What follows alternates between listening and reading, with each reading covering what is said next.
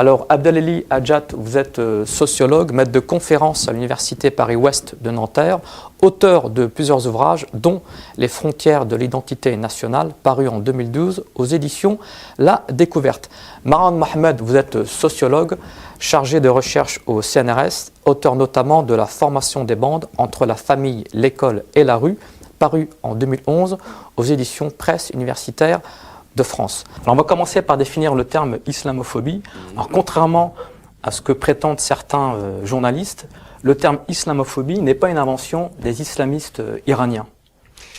En effet, le terme a été inventé au début du XXe siècle, notamment vers les années 1910 à peu près, par des administrateurs ethnologues qui étaient orientalistes, ça veut dire qui s'intéressaient à l'Orient, à l'islam notamment africain.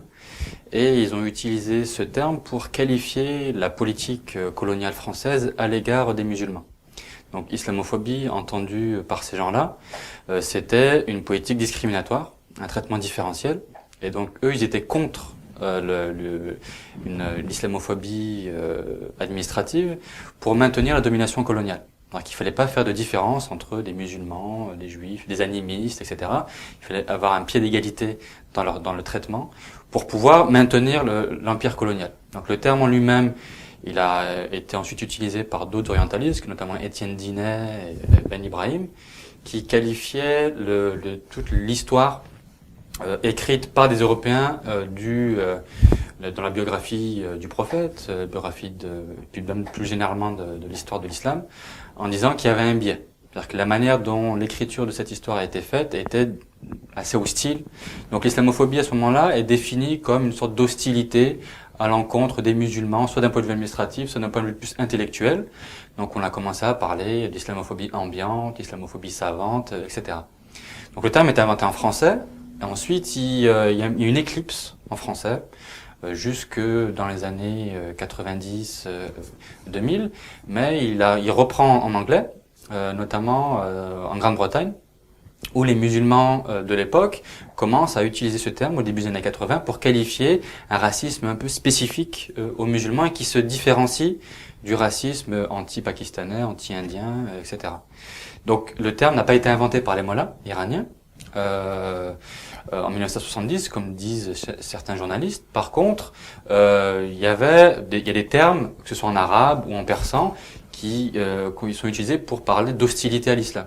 C'est-à-dire que les gens, que ce soit des féministes ou d'autres, qui étaient hostiles à la politique du régime islamique d'Iran, ont été disqualifiés. Donc en disant que si vous refusez les mesures, c'est que vous êtes hostile à l'islam. Donc il y a un usage qui a été fait, mais pas du terme islamophobie. Mais il y avait cette idée que on a une sorte d'hostilité à partir d'une politique d'État. Donc nous, on fait cette histoire de ce terme. Ensuite, il réapparaît en Grande-Bretagne et on propose une définition. Donc on n'est pas du tout dans une logique de bannissement. Il faut pas l'utiliser. Pour nous, c'est un terme qu'il faut utiliser, mais la question c'est pas le mot en lui-même, le bannir ou le pas le bannir. La question c'est la définition et la question de l'usage. Donc nous, la définition qu'on donne, c'est l'islamophobie, c'est ce qu'on appelle un processus de racialisation des présumés musulmans. Racialisation, ça veut dire qu'on va attribuer une identité religieuse musulmane à un individu ou à un groupe et dire que son comportement, il est déterminé uniquement par ça. Ça veut dire que on va prendre les musulmans comme un tout homogène, on prend pas en compte la diversité en termes de nationalité, de classe sociale, d'orientation politique, etc. Mais ce qui compte, c'est l'identité religieuse musulmane. Et la conséquence de cette racialisation, c'est une vision religieuse du monde. Donc, on donne un exemple français au début des années 80. Donc, c'était les grandes grèves ouvrières entre 80 et 84, Talbot-Poissy à Citroën-Honnay. Et les grèves, c'était des grèves qui portaient sur les conditions de travail, contre licenciement, etc. Et on a vu apparaître une autre grille d'interprétation en disant que finalement, c'était pas des grèves, une lutte des classes, mais que c'était un conflit religieux, que c'était des grèves saintes. Donc il y a des gens de certains patronats, certains syndicats, le gouvernement qui était dirigé par... On a même parlé à l'époque d'une grève d'ayatollah. Exactement, etc. Dans la presse, on a commencé à avoir des caricatures. où il y avait une chaîne de voitures, les voitures sont voilées avec une burqa, etc. Donc on a réinterprété ces événements à l'aune d'un conflit religieux. Donc l'islamophobie, c'est d'abord ça, c'est cette manière de voir le monde. Ensuite, ça peut se traduire par ce qu'on appelle la construction d'un problème musulman. C'est-à-dire qu'on prend des faits, le fait d'avoir des grèves, le fait que des jeunes filles portent le hijab, le fait que des activistes qui se réfèrent à l'islam commettent des actes terroristes, etc. On va prendre ces faits et en faire une menace. Donc c'est la construction d'une menace. Et dès lors qu'il y a une menace, il faut mener une action contre cette menace. Et donc c'est en ce sens-là que on parle de régime juridique d'exception. C'est-à-dire que la conséquence de l'islamophobie, c'est le fait d'instaurer ce type de régime juridique exclusif. Et d'autres conséquences, ce sont les actes. Donc là, c'est les actes les plus qui sont mesurables. On pourra en parler on va y revenir tout à l'heure. Les actes qui visent spécifiquement les musulmans en tant qu'individus ou en tant que groupe. Vous voulez rajouter quelque chose? Et pour insister, aller dans le sens d'Abdelali, rappeler que le fonctionnement de l'islamophobie, c'est un fonctionnement qui ne distingue plus ou qui schématise, qui dualise la population et la présence musulmane. Et quand on parle de présence musulmane, on parle de musulmans réels ou présumés. À Nantes, il y a une dame à qui on a imposé d'enlever le foulard qu'elle avait sur la tête. Elle n'était pas du tout musulmane, elle était en chimiothérapie, elle avait perdu ses cheveux et donc on lui demande d'enlever son foulard pour des raisons de sécurité. Donc déjà il y a un problème de faire enlever un foulard pour des raisons de sécurité, mais en plus cette femme-là n'était pas musulmane. Aux États-Unis, après les attentats du 11 septembre, des Sikhs ont été victimes d'actes islamophobes sans être musulmans. Et puis il y a aussi des personnes qui sont de culture ou qui ont un lien vague avec l'islam, mais parce qu'elles sont associées à cette population-là, elles sont considérées comme telles. Et il faut vraiment insister sur ce point-là d'altérisation, de racialisation, c'est-à-dire de réduction de l'autre musulman à une essence religieuse, et c'est le fait d'effacer toute pluralité communautaire. Voilà, la population musulmane est une population fragmentée, multiraciale, de différents niveaux sociaux, de différentes approches entre croyants, pas croyants, pratiquants, pas pratiquants, on peut la fragmenter. Ça, c'est la première des choses, et c'est le fait d'effacer toute pluralité identitaire. C'est-à-dire le musulman n'est que ça. Et c'est ça qui prédomine. Voilà, il est marqué du signe de la permanence, il est musulman et musulman à vie. C'est important parce que cette perception-là, islamophobe, amène à considérer n'importe quel fait musulman dans n'importe quelle partie du monde et de l'allier avec une présence musulmane qui peut être une présence de voisinage. Du coup, Mohamed Merah agit au nom de l'islam et des musulmans. La partie parle du tout. Le 11 septembre, c'est la question de l'islam et du coup, on demande aux musulmans ici en France de se justifier, de prendre des distances avec ces actes de terrorisme. Et du coup, il y a une espèce de continuité, c'est-à-dire qu'on a une population qui est linéaire et on a une chaîne. Et l'islam, c'est tout ça, c'est tous les maillons. Chacun est le maillon de cette grande chaîne qui va du terrorisme le plus ignoble à la pratique rituelle la plus simple. Alors vous affirmez que ce sont les élites administratives, politiques, médiatiques, scientifiques qui sont les principaux acteurs de la construction du problème musulman. Ce n'est pas toutes les élites. Si on a ajouté ce sous-titre dans le livre, c'est pour montrer que la construction du problème musulman, c'est d'abord l'affaire des professionnels de la parole publique. Donc, ce sont ceux qui ont la possibilité de publier, ont la possibilité d'avoir un discours public. Et c'est un phénomène qui est social. Ça veut dire qu'on n'est pas du tout dans une logique de la conspiration, du complot, comme certains, Alain Soral, etc., développent. On est dans cette idée que, à un moment donné, il y a l'idée d'une sorte de consensus qui s'opère sur l'idée qu'il faut exclure, par exemple, des musulmans de tel ou tel espace social. Mais ce consensus, il n'est pas naturel, il est social. Il faut essayer de le comprendre. Donc, l'exemple qu'on donne, c'est qu'en 89, lorsqu'il y a la première affaire du voile à Creil, les élites étaient divisées. Donc je dis les élites, elles sont diverses, elles sont contradictoires, il y a des conflits entre elles, etc. Mais à ce moment-là, ceux qui étaient pour la prohibition du hijab à l'école publique étaient minoritaires, notamment ceux qui avaient publié un article dans le Nouvel Observateur, que ce soit Finkielkraut, Kinsler, Régis Debray, etc., n'a pas réussi à convaincre les acteurs politiques, à l'époque c'était Jospin, le Conseil d'État, etc. Donc là on avait une pluralité de points de vue. 2003-2004, là, à l'inverse, on a au contraire un consensus, à la fois du côté juridique, du côté même administratif, du côté politique, du côté médiatique, etc. Donc une des questions à laquelle on essaie de répondre dans ce livre, c'est pourquoi ? Pourquoi les minoritaires de 89 sont devenus majoritaires en 2003-2004 ? Et donc ce qui nous semble important, c'est de voir comment certains acteurs ont produit des connaissances sur l'islam et les musulmans en France, et comment ils se sont mobilisés pour convaincre le reste de la population qu'il existe un problème musulman. Donc c'est pour ça qu'on considère que c'est un phénomène social, c'est pas quelque chose de naturel. Et par rapport aux connaissances, ce qui est remarquable, c'est que ceux qui disent la vérité, entre guillemets, ceux qu'on croit, ceux à qui on donne une certaine autorité pour parler de l'islam et des musulmans, c'est non seulement pas les musulmans eux-mêmes, parce qu'ils seraient, ils auraient un parti pris par rapport à ces questions, mais surtout aussi, ce n'est pas les sociologues, les historiens, etc., mais ce sont certains journalistes, ce sont certaines figures médiatiques qui vont donner le là, qui vont imposer leur propre vision de ce que c'est que l'islam et les musulmans en France. Donc du coup, on a une vision très médiatique, très anecdotique, très sur le témoignage. Donc il y a certains ouvrages, par exemple les Territoires perdus de la République, qui ont un rôle important, alors que c'est pas du tout un travail scientifique. Et à l'inverse, il y a les travaux de gens très respectables, donc la sociologie, les Khosrow-Khavar, etc., dont le point de vue était complètement marginalisé dans les médias. Ensuite, il y a aussi un travail de mobilisation d'acteurs, notamment des gens comme Alain Sexig, des gens comme Caroline Fourest, etc.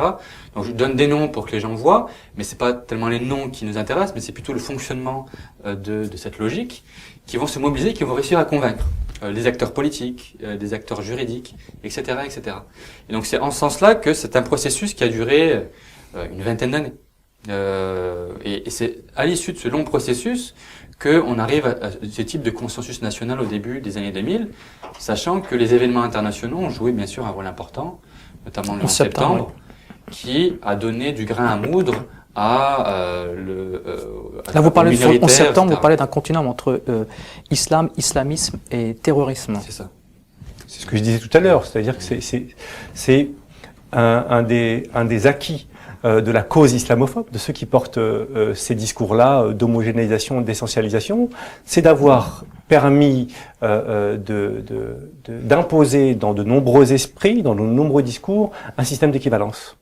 Voilà, qui a effacé, comme je le disais tout à l'heure, toute complexité et qui aujourd'hui est complètement opérant. C'est-à-dire que à partir de ce système d'équivalence, il suffit pour blacklister un intellectuel, une organisation, un mouvement, un journal, etc. ou un texte, de faire le lien, sans le prouver nécessairement, avec telle personnalité qui est jugée intégriste islamiste, de faire le lien avec tel mouvement, avec tel financeur. En ce moment, il y a du Qatar bashing, ce qui est très présent dans la presse, pour pouvoir mettre de côté des acteurs, des intellectuels, des organisations, des mouvements, des institutions. Les rendre infréquentables. De les rendre infréquentables. C'est cette règle d'infréquentabilité qui est vraiment centrale dans le fonctionnement concret de l'islamophobie en France et à tous les niveaux de la société française. Donc on a des musulmans qui sont visibles, des musulmans sociologiques, que nous décrivent très très bien les sciences sociales. Et c'est ça qui est intéressant, c'est de voir le décalage croissant ces dernières décennies entre ce que décrivent ceux qui passent du temps sur le terrain, qui interrogent les gens et du coup qui arrivent à construire une réalité, une représentation complexe de la réalité, et ceux qui ont accès à la parole publique, notamment à la parole de masse, qui effacent finalement cette banalité de la vie musulmane et de cette masse musulmane en France, entre guillemets, si je peux m'exprimer ainsi, avec une vision qui inverse les rôles, c'est-à-dire que c'est la partie qui parle du tout, c'est pas le contraire. Alors il y a un déni de l'islamophobie. Vous affirmez au sujet du déni de l'islamophobie que c'est une nouvelle forme de racisme. Alors sur le déni d'islamophobie, ce qu'on fait, c'est qu'on cite un certain nombre d'auteurs qui ont travaillé sur les mobilisations, sur la reconnaissance des mobilisations. Et il y a un auteur irlandais qui s'appelle James Kerr, qui s'inspire beaucoup de Michel Foucault et qui considère la lutte contre le racisme, la reconnaissance de la lutte contre le racisme, il le lie à des modes de gouvernement, des modes d'exercice du pouvoir. Et que, selon lui, le fait de nier la lutte contre l'islamophobie, de nier les acteurs qui luttent contre l'islamophobie, ça fait partie des techniques de pouvoir. Et lui utilise, c'est ce qu'on relaie dans le livre, il utilise le terme de racisme institutionnel pour expliquer et pour analyser ces formes d'ostracisation d'acteurs minoritaires de la lutte contre l'islamophobie. Alors, le déni d'islamophobie vient également de la part des mouvements antiracistes qui sont reconnus et financés par les pouvoirs publics, mais qui sont divisés dans la lutte contre l'islamophobie. C'est vrai qu'il y a une très forte division, très forte tension, des conflits au sein de la LDH, du MRAP, etc. Lorsque le terme en lui-même est apparu et lorsque certains dans ces mouvements ont essayé de lutter contre l'islamophobie. Donc on pense notamment à Mouloud Aounit, qui est décédé récemment et qui a joué un rôle déterminant pour intégrer cette question de l'islamophobie dans les mouvements antiracistes. Donc la question qui se pose, c'est pourquoi il y a eu tant de divisions, alors qu'on peut supposer que s'il existe de l'islamophobie, une hostilité à l'encontre des musulmans, les antiracistes vont aller dans ce sens sans aucun problème. Et en fait, ce qu'on essaie de montrer dans le livre, c'est que la construction du problème musulman, la manière de définir l'islamophobie comme critique en gros, qui contre le délit de blasphème, donc cette idée d'instaurer un délit de blasphème, cette idée que l'islamophobie serait une manière d'empêcher la liberté d'expression, c'est imposé dans une grande majorité des mouvements antiracistes. Donc du coup, il y a eu de très fortes réticences de mener le combat autour de ça, parce que cette vision, cette définition de l'islamophobie et la vision du problème musulman s'est imposée au sein aussi de ces mouvements antiracistes.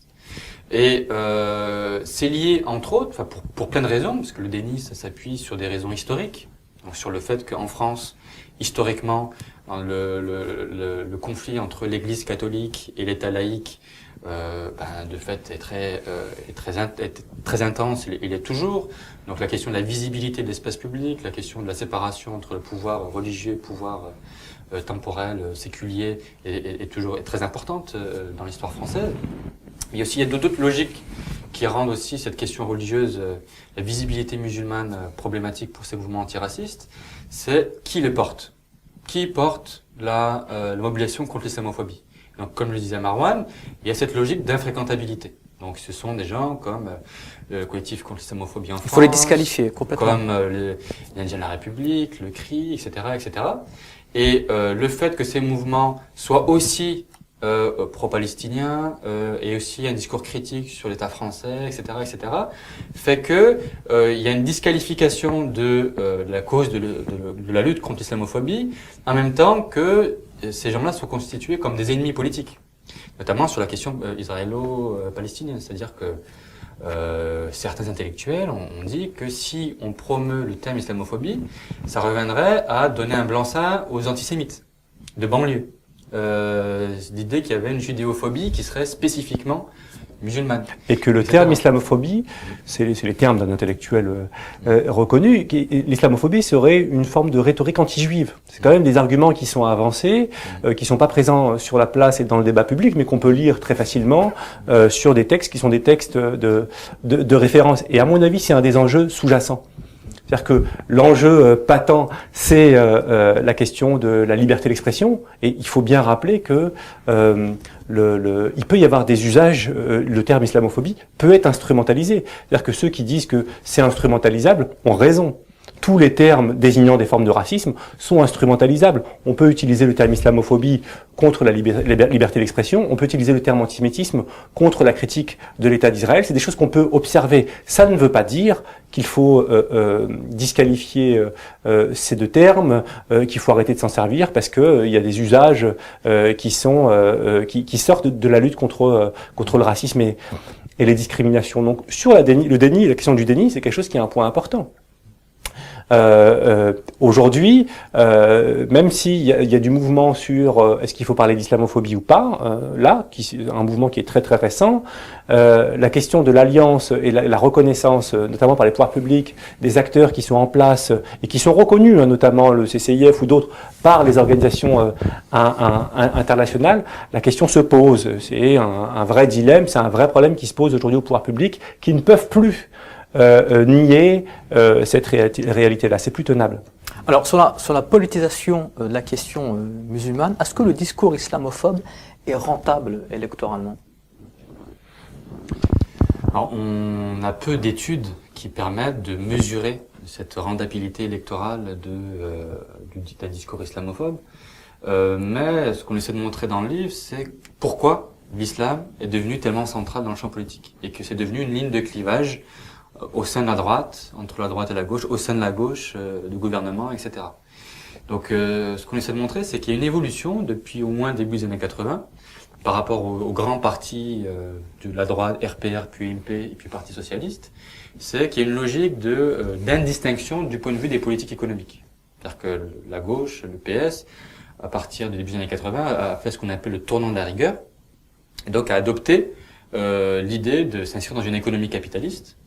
Et donc, on est plutôt dans une logique de gestion des effets sociaux du capitalisme. Du coup, les distinctions, les différences entre PS et RPR puis UMP ne jouent plus tellement là-dessus. On se rend compte qu'il y a un consensus néolibéral qui s'est imposé dans le champ politique français. Et ce consensus fait qu'il faut se distinguer sur d'autres questions. C'est ce qu'on appelle des questions sociétales, que ce soit sur la question de mariage pour tous, entre guillemets, sur la question d'immigration, sur la question de l'islam, la question Rome, etc. Donc du coup, il y a une logique de substitution. C'est-à-dire que l'enjeu, c'est pas l'économie, c'est pas la crise financière mondiale de 2008, ce n'est pas le chômage, ce n'est pas les inégalités au sein des entreprises. L'enjeu, c'est il y a 20 000 Roms en France, ça va menacer l'ensemble de la société française. C'est le voile porté par des petites filles, c'est etc. etc. Donc on a une certaine part de diversion, on peut plutôt parler de transfert d'enjeux. Et c'est ce qu'on appelle, nous, le reflet d'une logique d'impuissance. C'est-à-dire que les principaux partis politiques sont impuissants, et parfois même volontairement impuissants, à régler les problèmes économiques. Voilà. Pour plein de raisons sur lesquelles on n'a pas le temps de revenir. Donc du coup, la politique d'immigration, c'est encore l'attribut de l'État, l'attribut de la souveraineté nationale. Donc du coup, il y a un moyen de faire quelque chose là-dessus. Donc ça, c'est le premier élément, un phénomène de transformation du champ politique. Ensuite, il y a un deuxième élément, c'est la centralité du Front National dans le champ politique et la manière d'analyser la montée du Front National. La manière générale, c'est de dire, bon, s'il y a une montée du Front National, c'est parce que les citoyens français sont plus xénophobes. Donc il y a une xénophobie populaire qui se traduit automatiquement du point de vue électoral. Donc du coup, pour les partis en dehors, comme l'UMP, etc., il faut essayer de draguer, entre guillemets, l'électorat du Front National, en adoptant le discours du Front National sur les questions d'immigration, etc. Et donc, dès lors qu'il y a une analyse électorale comme celle-ci, ça explique pourquoi des gens comme Manuel Valls, comme d'autres, vont aller dans le sens d'une maîtrise des flux migratoires, de menaces intégristes, etc., etc. Et ce phénomène est basé sur une fausse analyse électorale. C'est-à-dire que le Front National n'a pas un vote fixe. Lorsqu'on dit vote FN, ça ne veut rien dire. Les études de sociologie électorale ont montré que des années 90 jusqu'à maintenant, ceux qui votent systématiquement pour le FN pour toutes les élections sont très peu nombreux. C'est entre 3%, 5% de personnes qui votent systématiquement pour le Front National. La principale particularité des gens qui votent pour le Front National, c'est la volatilité. Quelqu'un vote une fois, ensuite il revote plus, etc., etc. Donc cette dimension n'est pas du tout prise en compte par les conseillers en communication, par les gens qui dirigent les partis, etc., etc. Et ça produit des effets parce que ils considèrent que les musulmans ne sont pas de véritables Français. Et aussi, les musulmans sont majoritairement issus des classes populaires. Et or, les classes populaires votent très peu. Dans le premier parti ouvrier, c'est le parti de l'abstention.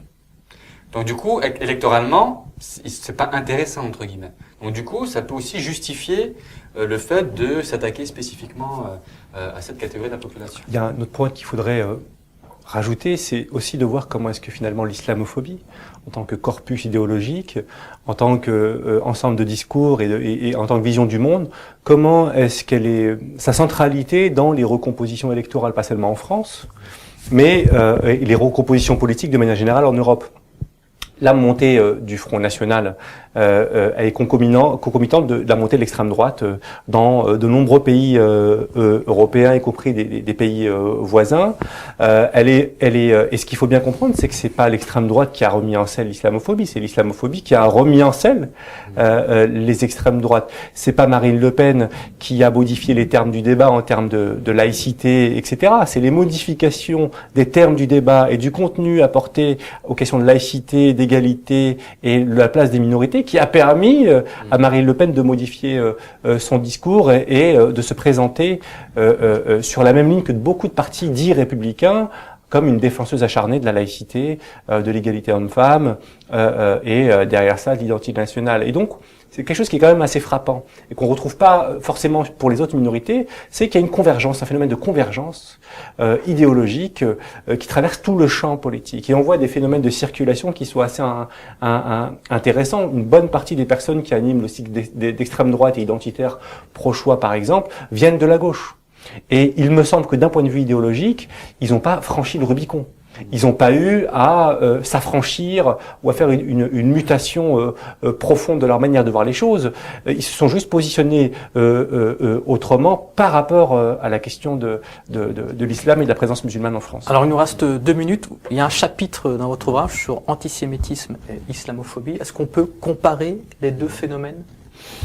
Alors, il faut faire très attention avec l'idée de comparaison. On ne compare pas deux périodes historiques de manière assez rapide comme ça. Ce qu'on s'est attelé à faire, c'est de présenter les recherches qui ont fait le travail de comparaison et d'essayer de faire ressortir des analogies entre l'antisémitisme moderne, essentiellement du 19e siècle, et l'islamophobie contemporaine. Donc, c'est pas une analyse des conséquences de ces deux phénomènes, mais c'est plus une analyse de la construction du processus historique qui a permis la montée de l'antisémitisme au 19e siècle, avec les conséquences que l'on connaît, et la construction de l'islamophobie au XXe siècle, avec deux manières d'appréhender les choses. La première, c'est une analyse des représentations, des discours, de la manière de construire telle ou telle population. Et on voit qu'il y a quand même des analogies dans les formes d'essentialisation des Juifs, dans la manière de les caricaturer également.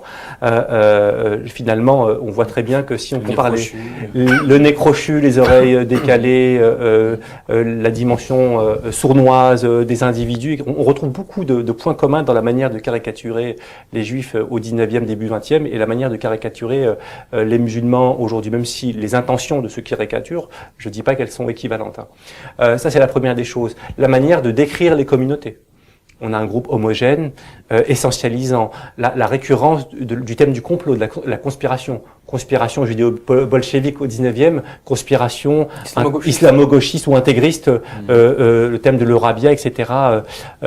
Aujourd'hui. Donc on a un certain nombre de points communs qu'on a essayé d'analyse, qu'on a essayé de restituer ici. L'autre chose qui nous a intéressé, c'est de voir comment finalement, dans le contexte historique dans lequel émerge antisémitisme au XIXe siècle et islamophobie au XXe siècle, notamment la place des musulmans ou des juifs dans l'économie, la question de leur inutilité économique, la question des rapports entre établis et marginaux, la question... c'est ça l'enjeu central. C'est-à-dire, on se rend compte quand on compare antisémitisme et islamophobie, c'est que c'est la remise en cause de la légitimité de la présence des juifs sur le territoire.